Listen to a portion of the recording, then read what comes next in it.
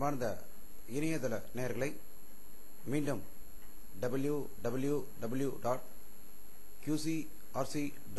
என்ற இணையதளத்திற்காக நியூஸ் தமிழ் செய்தியறிக்கையில் உங்களை சந்திப்பதில் பெருமகிழ்ச்சி அடைகிறோம். இன்று 15 ஜனவரி 2009க்கான முக்கிய செய்திகளை தற்போது பார்க்கலாம். தமிழர்களின் ஒளிவிளக்காக இன்றும் திகழ்ந்து கொண்டிருக்கும் மா மேதை திருவள்ளுவர் தினம் தமிழகம் முழுவதும் மிக சிறப்பாக கொண்டாடப்பட்டதாகவும், சென்னையில் வள்ளூர் கோட்டத்தில் உள்ள ஐயன் திருவள்ளுவர் சிலைக்கு தமிழக நிதி அமைச்சர் திரு அன்பழகன் மாலை அணிவித்து மரியாதை செலுத்தியதாக செய்திகள் வந்து கொண்டிருக்கின்றன. குஜராத் முதல்வர் திரு நரேந்திர மோடி அவர்கள் பிரதமராக வேண்டும் என தொழில் அதிபர்கள் அனில் அம்பானி, சுனில் மிட்டல் உள்ளிட்ட பலர் கருத்து தெரிவித்திருப்பதாக குஜராத் தலைநகர் அகமதாபாத்திலிருந்து செய்திகள் வந்து கொண்டிருக்கின்றன.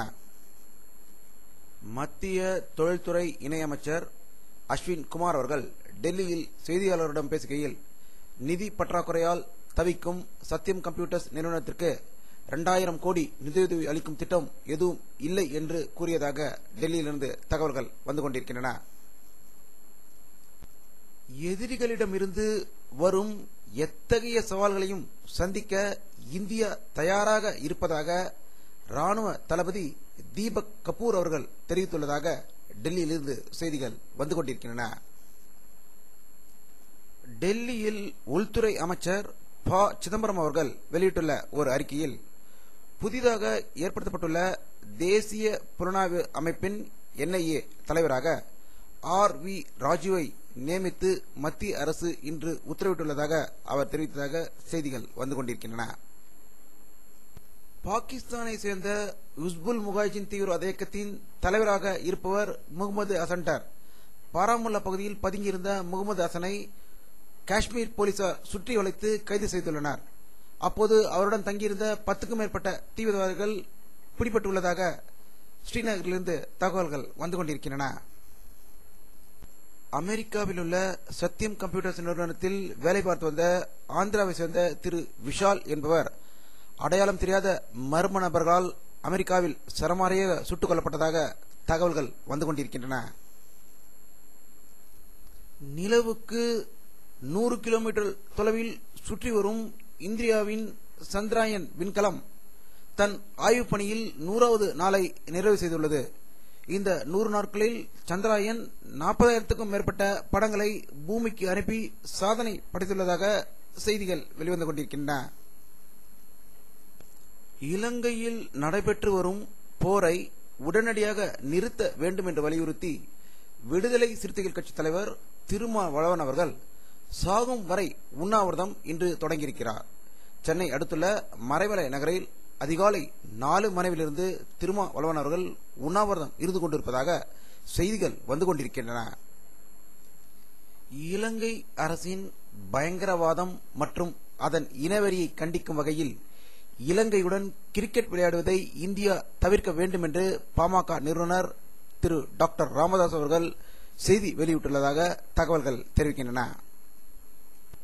அதிமுக பொதுச் செயலாளர் செல்வி ஜெயலலிதா அவர்கள் வெளியிட்டுள்ள ஒரு அறிக்கையில், திருமங்கலம் தேர்தல் முடிவு கேட்டு அதிர்ச்சியடைந்து மரணமடைந்த இருவருக்கு தலா 50,000 ரூபாய் கழகத்தின் சார்பில் குடும்ப நல நிதியாக வழங்கப்படும் என்று வெளியிட்டுள்ளதாக செய்திகள் வந்து கொண்டிருக்கின்றன.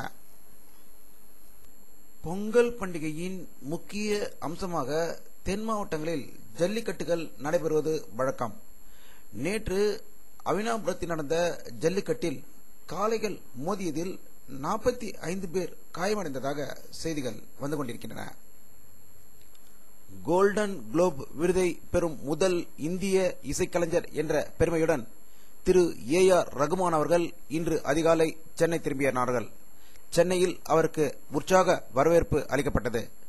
விமான நிலையத்தில் செய்தியாளர்களிடம் பேசிய திரு AR ரகுமான் அவர்கள் இந்த விருதை தமிழர்களுடன் இந்தியர்களுடன் பகிர்ந்து கொள்வதாக தெரிவித்தார்.